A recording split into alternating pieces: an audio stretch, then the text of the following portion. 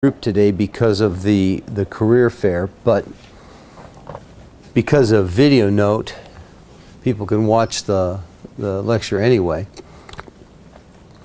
I want to talk more about organizing lab assignment 2 today and continue on with the discussion from last time about setting up the keypad.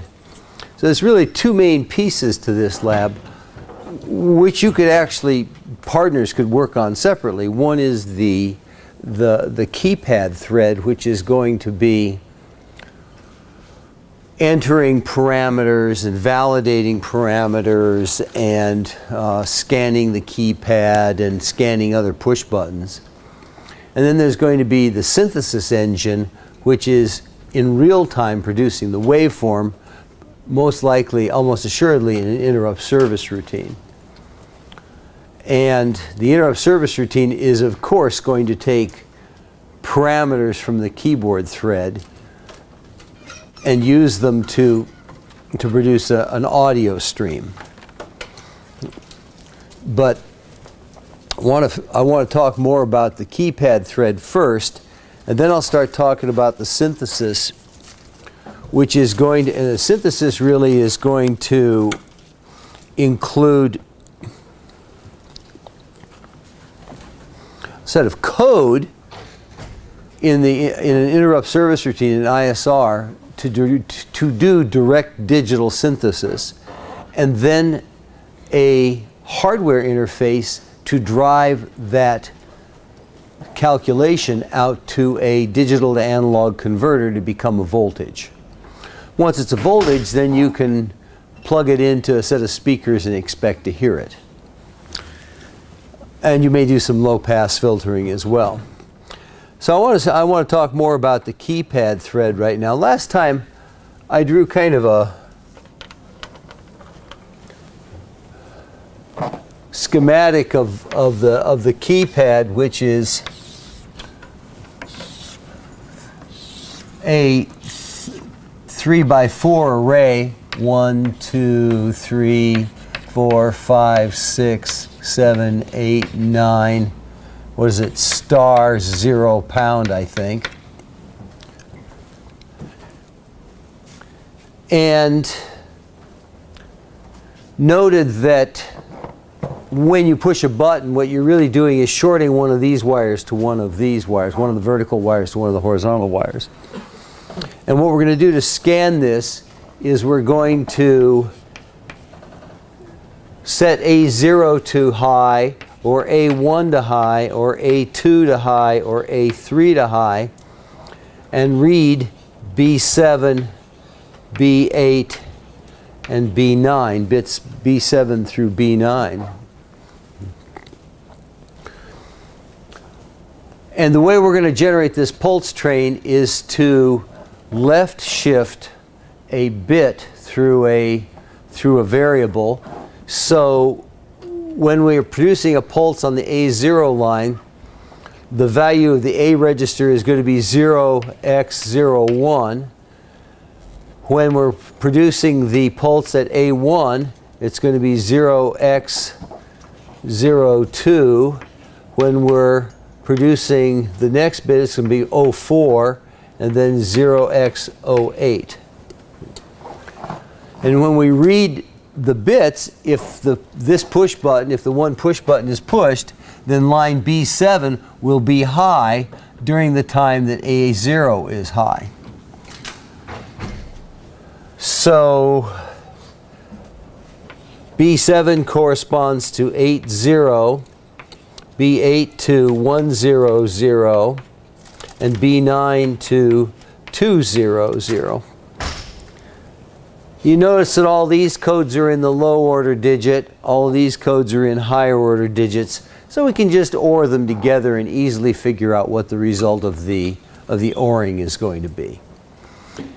So a unique key code then, if we pressed button 1, a unique key code would be to OR the value of the A register with the value of the B register during the time that that pulse is high. And in this case, we'd come out with something like what? 81. So the key code for pushing button 1 would be 81. And that's not very handy, so we're going to have to do a table lookup, and that's what I want to talk about next. Any questions on the scanning, though?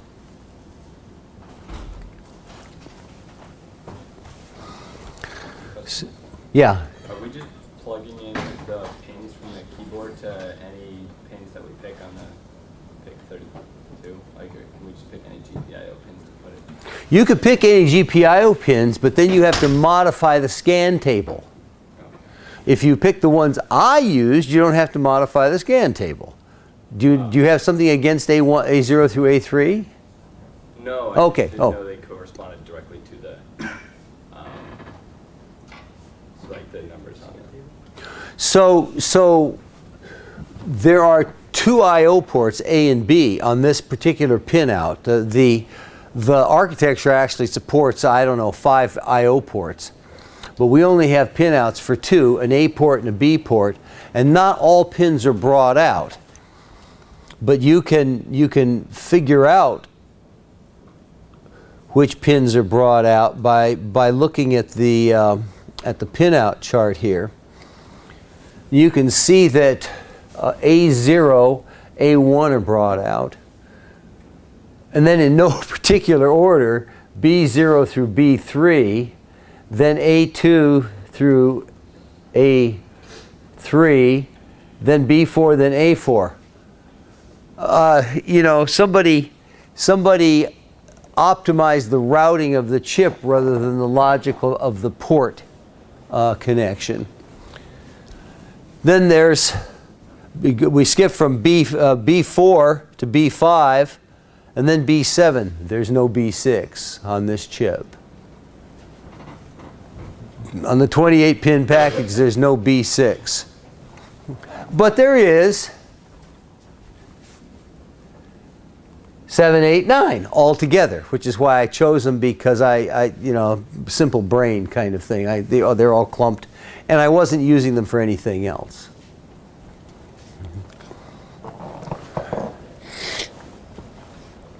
Does that answer? Yeah. Yeah, okay. Yeah. Any other questions on that? On the scan stuff. So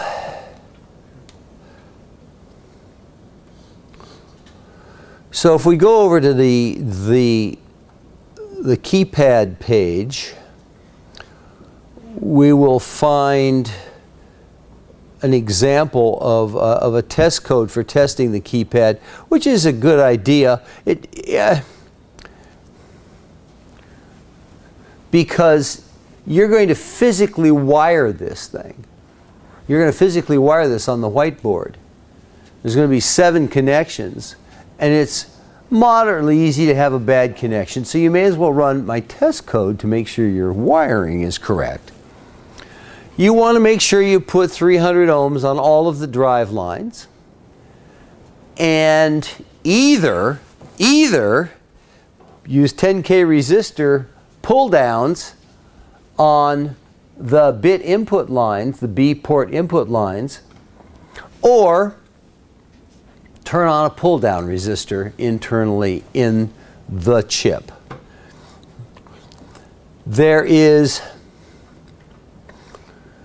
I thoughtfully wrote some macros for you for doing this.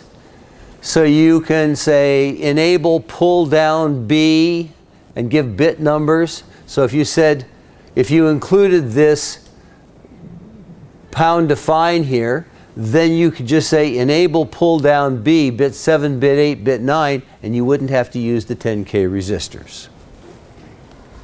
So you can think of these 8 macros as an expansion of plib, if you wish. And I tried to be a little bit careful about this. When you turn on the pull down, it turns off the pull ups. So it's moderately safe. Disabling the pull down does exactly what you'd expect. It turns them off.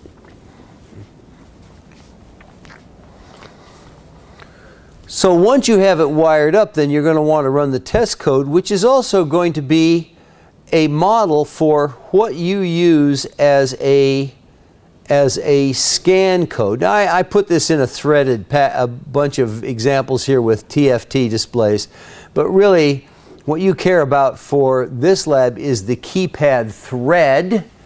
The keypad thread, which once again gives you a list of the connections to the outside world. And then we are going to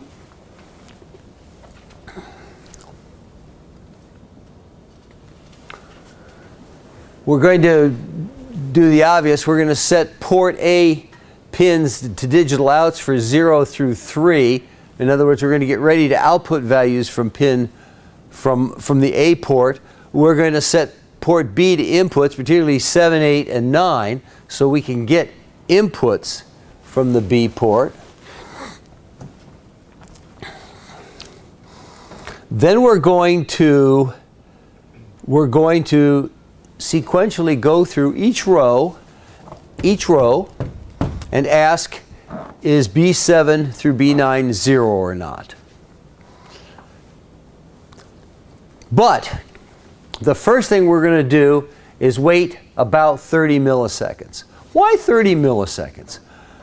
Well, 30 milliseconds is faster than any human can push a button and let it go, but it's slow enough that any mechanical bouncing of the switches has stopped by the time you wait 30 milliseconds.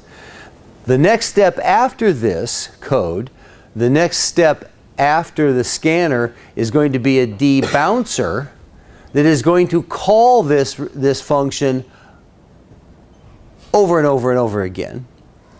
And 30 milliseconds is about the right timing to eliminate bouncing the second time you call it.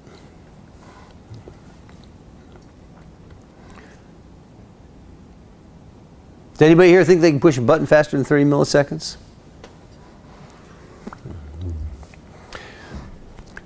If you want to be shocked and amazed, there's a video, you can Google it up or you can YouTube it up as World Champion Quick Draw.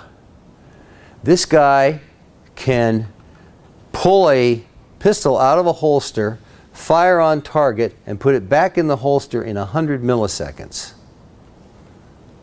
That is inhuman, folks. Can you hit the target? Every time.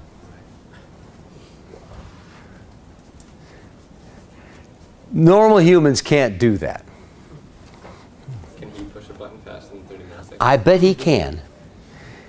He does this demo where he has 3 balloons lined up. He pulls the gun, he does something with both hands and puts it back in his holster in 100 milliseconds, and all 3 balloons are popped. Wait a minute.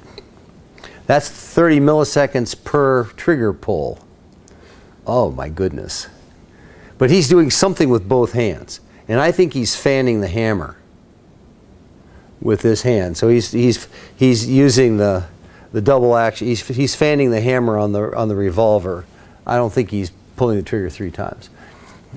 It's worthwhile watching though, just because it is so fast the video can't actually follow what his hands are doing. Anyways, that's neither here nor there. Now for 4 rows, so what we're going to do then is we're going to clear all the bits, the output bits. We're going to set them all to 0. Then we're going to make the pattern equal to 1. Let's say we're going to make the 0 bit high, a 0 bit high, and then set the port, the bits, the I/O port, the A port to this pattern that we've just defined. Wait 30 milliseconds, and then scan through all 4 rows as fast as possible. Reading the bits, asking if any of them are non-zero. If it's non-zero, or the the value of the keypad, which is these 3 bits, the 3 port B bits, with the pattern you've just output, and then break because we've found a match. We have a button push.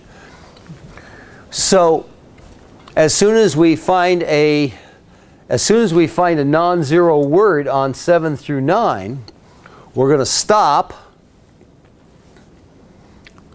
We're going to break, set the value of keypad to the ORed value of 7 through 9 and bits A0 through A3.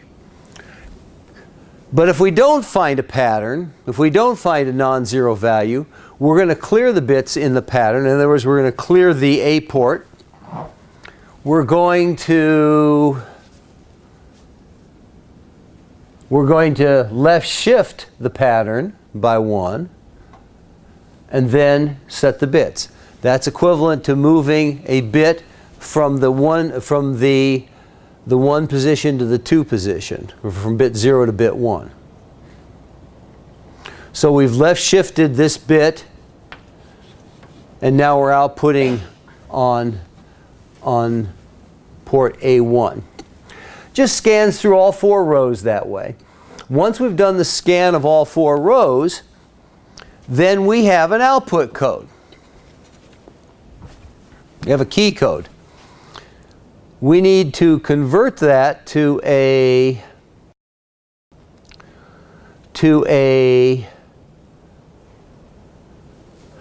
I mean, who wants to write code that has values for 1 that equals 0x81? You want the value of 1 to be 1. You want the value of 2 to be 2, 0, and so on. So we're going to do a table lookup that converts scan codes in this complicated hexadecimal scheme into integers between 0 and 11. 0 through 9 plus star and pound. So the first thing, we're going to scan a table, but first we need to define the table. So let's go back up here and look at this.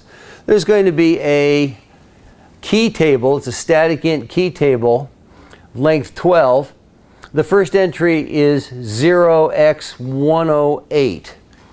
108 would be the middle row, the middle column, 4th row, right? 108.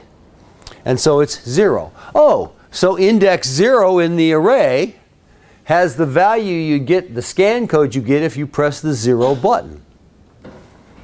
The next one is 81, which we've already said is the scan code for button 1. And goes up through 204 to, so B9 would be 200 and 04 would be the scan code for the digit 9. That's the 10th entry. And then the 11th and the 12th are 88 and 208. 88 would be 88 star, and 208 is 200, 08 is pound. So this table then takes in scan codes and throws out indices which are the value you want to return from this function. So now we go back to where we're going to do the search for key code. Say if it's greater than 0, if keypad is greater than 0, then a button was pushed. And we're going to then scan through all 12 table entries, 12 table entries, 0 to 11. And if we get a match of between keypad and key table, we break because we've got the correct index. So then we know the index of the key table entry. And if no button is pushed, we're going to return a -1. And then we're just going to print that. So this then converts this weird key code into an integer, the index of the key code, which happens to be the button number. because of the way I arranged the table. You can rearrange the table any way you want, but I like this arrangement.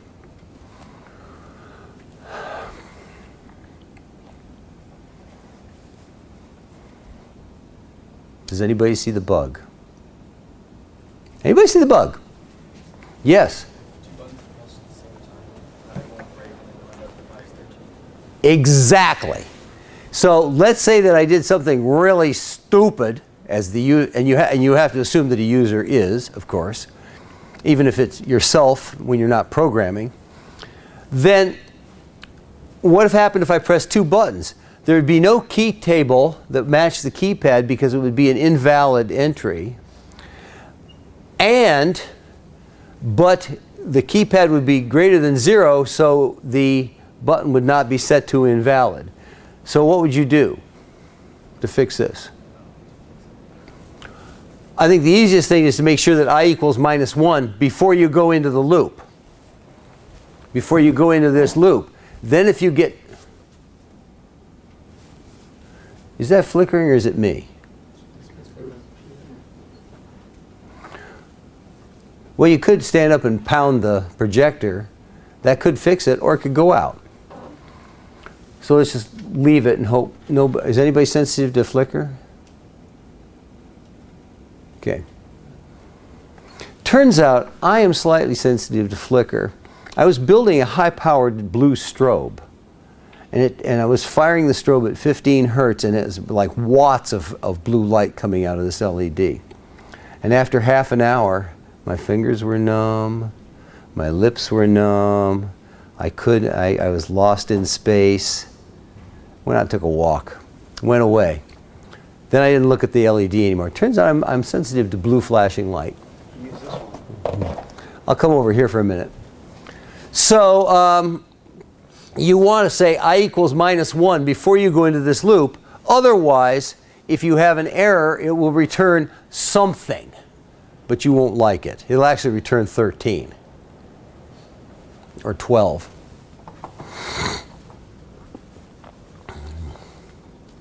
I'll fix that when I get around to it. I just saw it today. So what you're going to do then is you're going to build a thread that does the scan code, it gets a scan code, converts it to a button number, and then debounces the button. To do that, we're going to build a small 4-state state machine.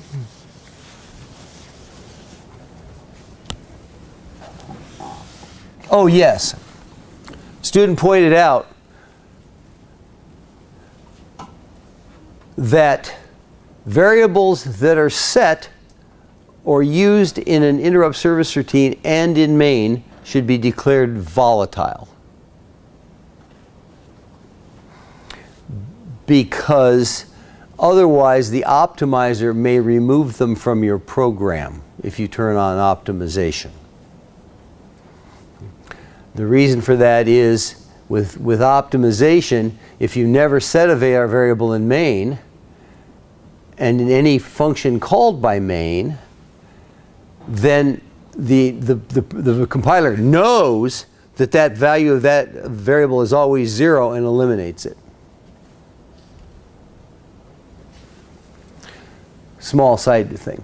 Okay, so what we're going to do then is we're going to take this key code that comes out of here, that is to say the index of the search, which is going to be a number between 0 and 9 if it's an integer or an integer digit, or pound or star if it's a control. You're probably going to use one of those for enter, say I'm done with the number. And you might use the other one for some other function.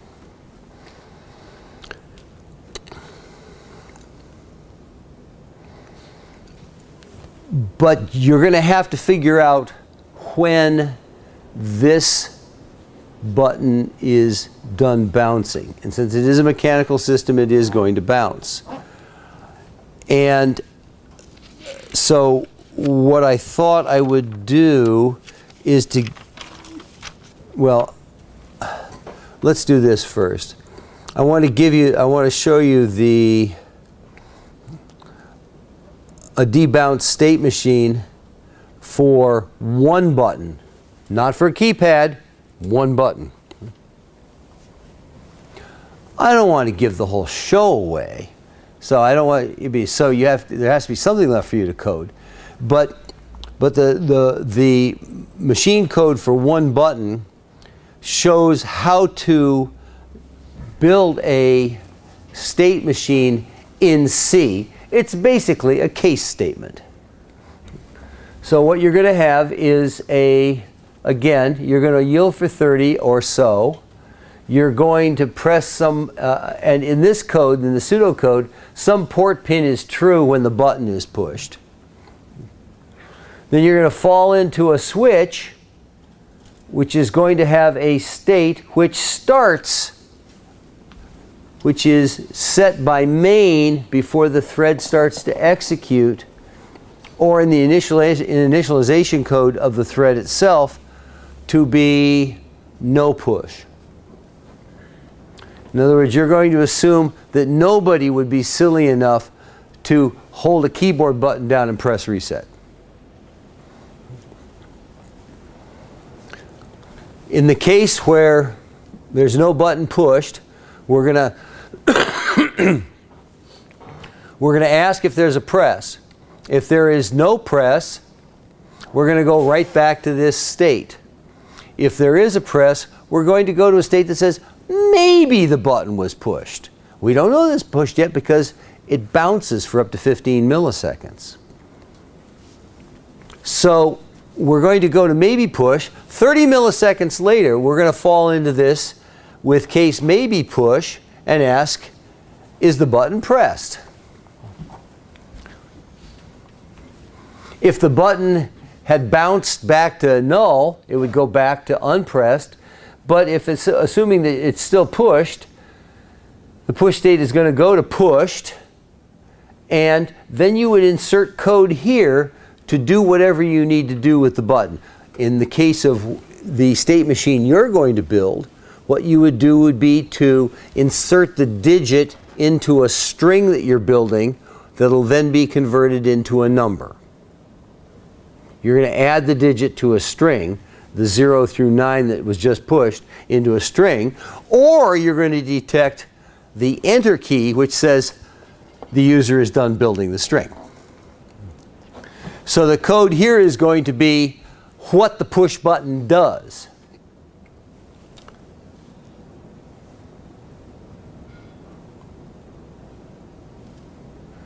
So the next state then would be, if case is pushed, is it still pushed? Because we have to debounce the release also. The button can bounce on the release. If the button is still pushed, go to push, go right back to the same case. Otherwise, go to maybe not pushed. If it's and 30 milliseconds later, it's tested again. If it's still not pushed, then it goes to no push. It goes back to the default state. Otherwise, it drops back to maybe not pushed. So let's then redraw this in a more common state machine format.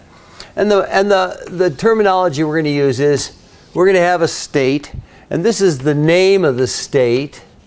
This is the test that is going to be done in that state. This is going to be the contents of the if clause. And then there's going to be multiple, I'm going to use only binary machines. So there's going to be two arrows exiting, one that says yes, one that says no, and then they're going to have some action associated with them, just as there is an action associated with this transition here. Question?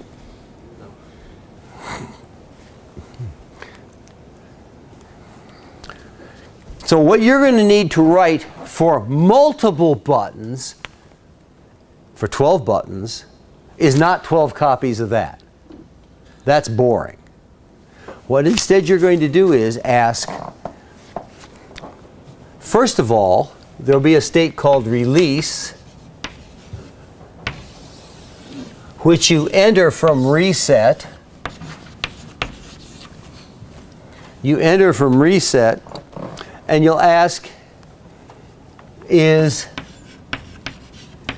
key code equal -1?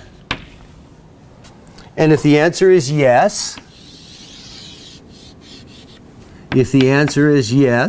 you'll just call keypad.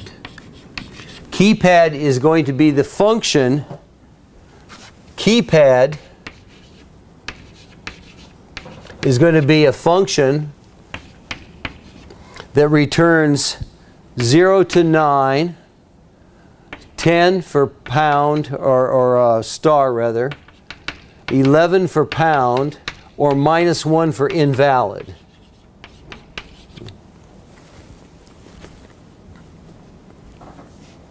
So it returns a key code.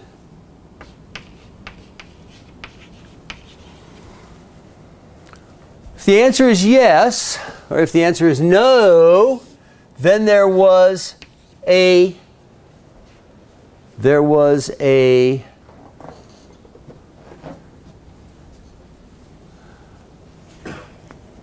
possible push. And so we're going to set some variable possible equal to key code.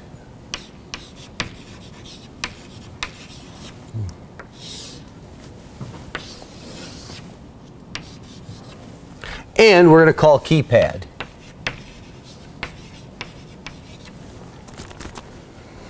Here, this is going to be a state called maybe, as in maybe pushed. We're going to say is key code, the new key code now, is it equal to possible? In other words, what we're going to do is check for a change in the state of all 12 buttons at once. The pattern of button push here has to match the pattern here, which means that the same and only the same button is pushed. Okay?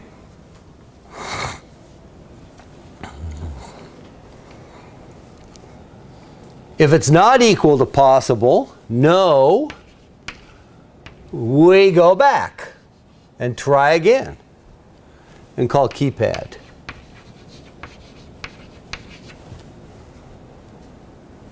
If it is yes,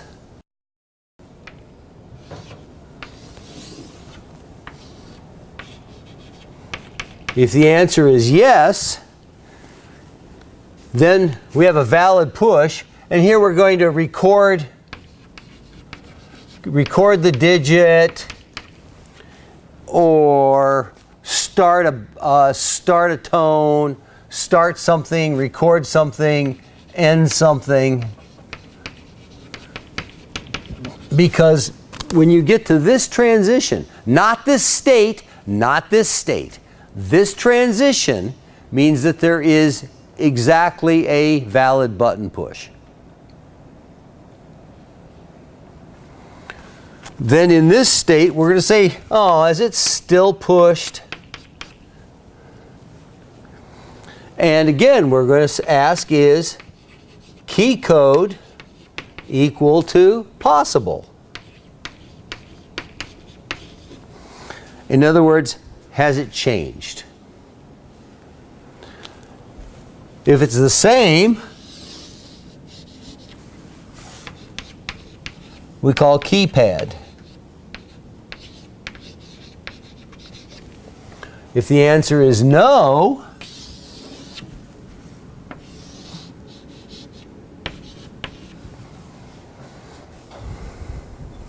we call keypad. But we transition to the state may be released.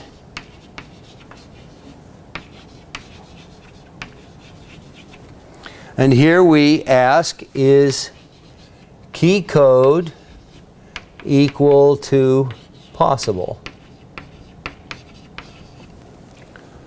If the answer is yes, we come back here and call keypad.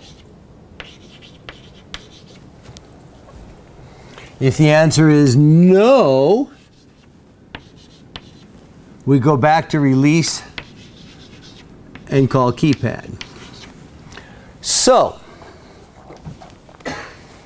it takes 2 presses with the same value of keypad in a row to count as a valid key press, and it takes 2 states that are different in a row to count as a release. That guarantees, if there's enough time between states, that guarantees that all the bouncing is done and the state is valid, the key is valid. So you're going to have to encode this state machine. You're going to call keypad in a thread and then run the case statement corresponding to this state machine.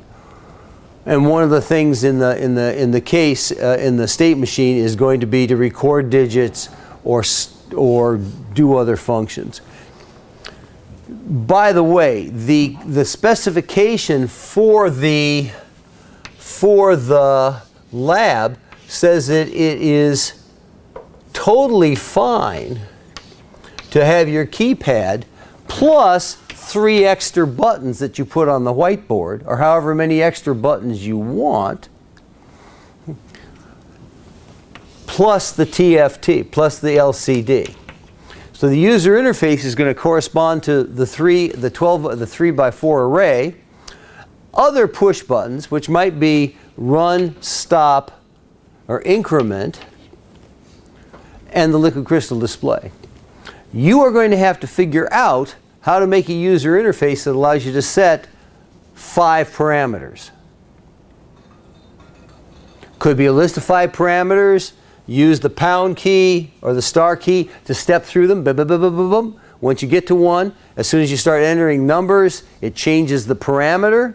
As soon as you hit the pound key, it enters the parameter and starts the new synthesis.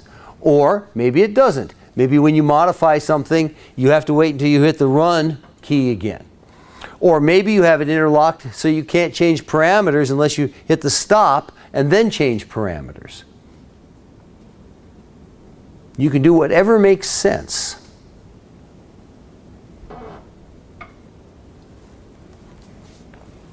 For the user interface.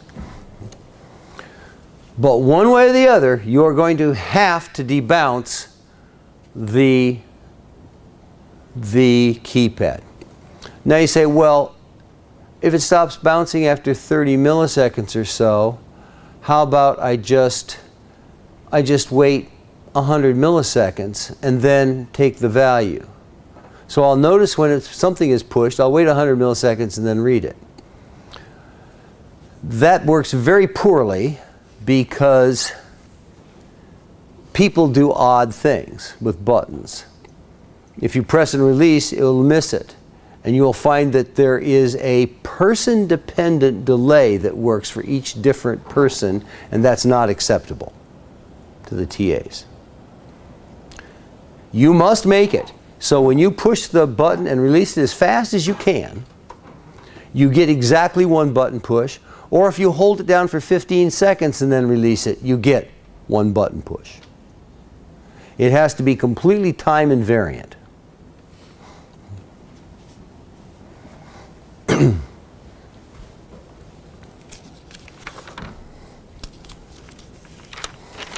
So every 30 milliseconds or so, you're going to call the keypad scanner, you're going to execute a state machine, and then fall through. And I guarantee that I will get into arguments in labs saying, I don't like your state machine, I'm going to do my own. You're welcome to do that, but why bother? If you know this one works, and it doesn't take much code, why not use it? But we'll get into arguments, that's okay. As long as it works. Now on the synthesis side, any questions on this? You got two partners. One could do this thread.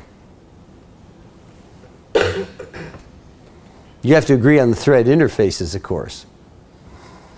But there's a parameter entry thread.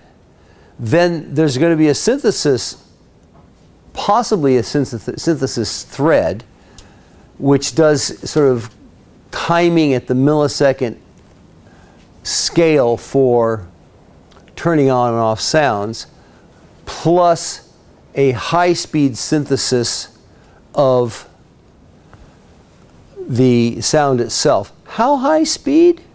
How high speed? Well, that's what homework 2 is all about. It's how high speed. For the cricket calls you're going to generate, I'm going to say frequency has to be within 1% from 1 kilohertz to 6 kilohertz. All spurious frequencies must be 20 dBs down from the main tone. In other words, you can't have too much harmonic distortion. 20 dB is a factor of 10, right? Times have to be within a millisecond. Time shall be measured from the time when the tone reaches 50% of its steady state value until it is dropped to 50% of its steady state value. As I said last time, then the tone is going to increase like this and then decrease. And so if this is the peak, the time is from here to here.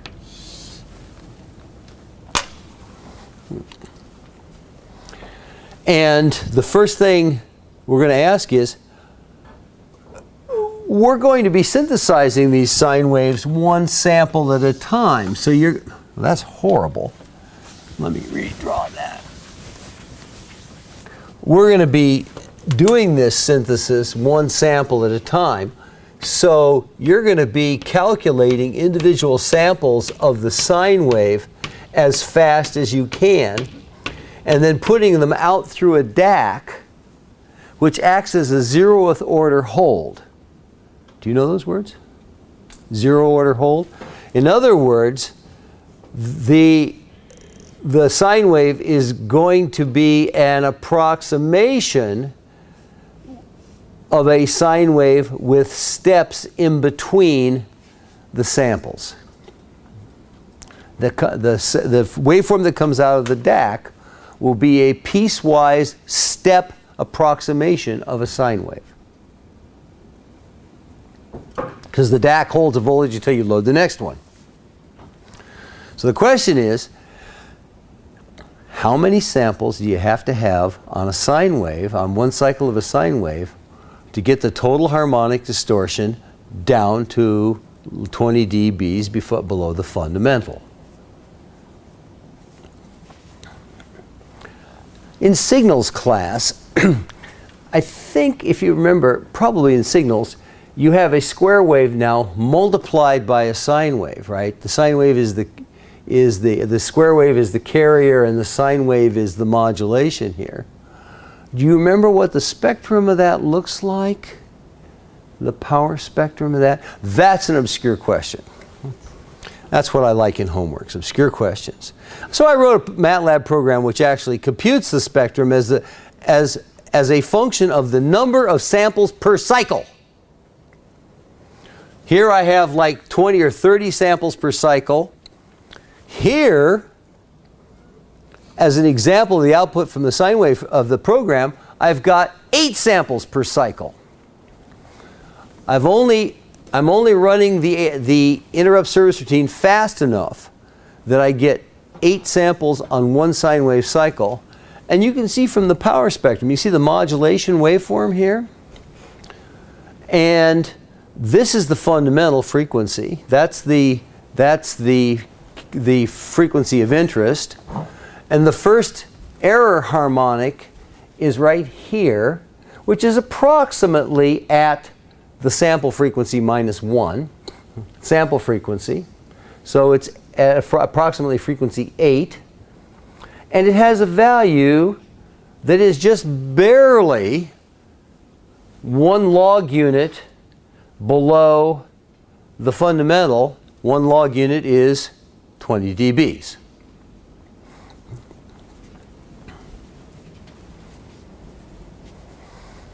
If we go to 16 samples per cycle, if you do curve fit by eye, that's much more satisfying looking, right? It looks much more sine-ish, right? It looks more like a sine wave. It's what we call chi by eye. You know, it's curve fitting by eye. And you look at the spectrum. First of all, the error term is moved up to about 16 times the frequency of the fundamental, and the value is at about just a little over 20 dBs 20 dBs down. So you need to go as high as 6 kilohertz. You need to be at least 20 dBs down. If you're going to go at 6 kilohertz at 16,000 at 16 samples per sine wave, that means you have to go 6 times 16 samples per second. Per millisecond, actually. So that's 100 kilohertz. It's 96 kilohertz.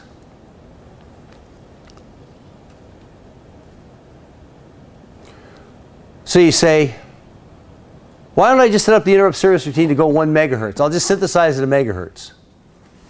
That's fast enough. Why would you not do that?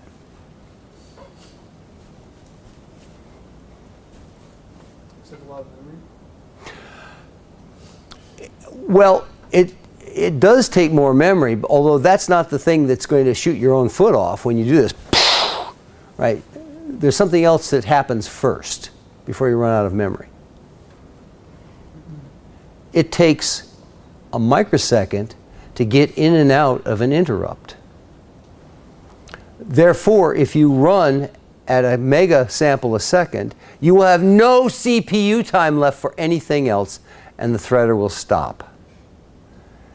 And the symptom will be, that's funny, the system is dead. And I'll get somebody saying, my TFT doesn't work. So, do not set up the interrupt service routine for a megahertz, even though that would be quite safe in terms of the harmonic distortion. It's rather too fast. So, let's say we set the rate to 100 kilohertz, and we're barely making the 20 dBs, which we're making it by, I don't know, 2/10 of a unit, log unit or so here. We're barely making it. How could you improve the waveform without sampling faster? Output waveform without sampling faster. The DAC is doing a piecewise zero hold on the waveform. It's got lots of little steps in it at pretty high frequency. What would you do to get rid of little steps at high frequency? Low pass filter it. So you could take the DAC output, feed it through a simple RC low pass filter. You have to be a little careful of the frequency because you want to pass 6 kilohertz, but you don't want to pass, well, if we set this to 100 kilohertz, you wouldn't want to pass 100 kilohertz. So you have to set it for, 15 kilohertz, something like that. And you're going to gain another factor of 6 or so in signal to noise ratio without adding a factor of 6 in CPU load. Because this is analog filtering we're talking about here.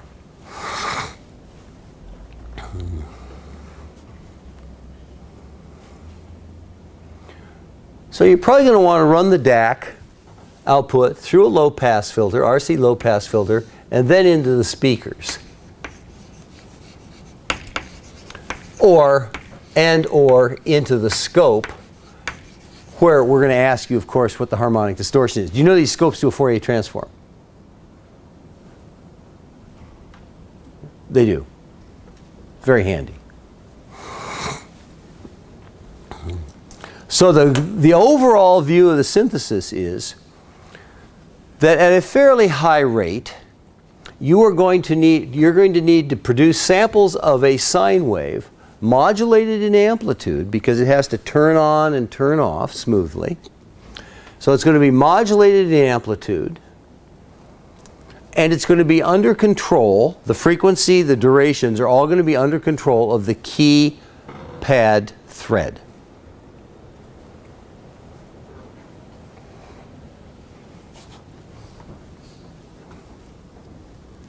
So any questions on that?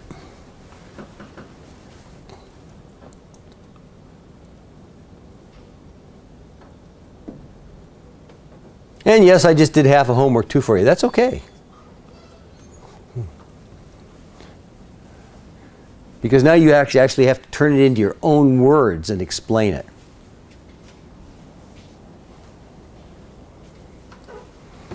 So any questions? How many people are coming to the lab this afternoon? You? Okay, some. Okay, I'll open up within 10 minutes. Thank you. Good luck at the job fair.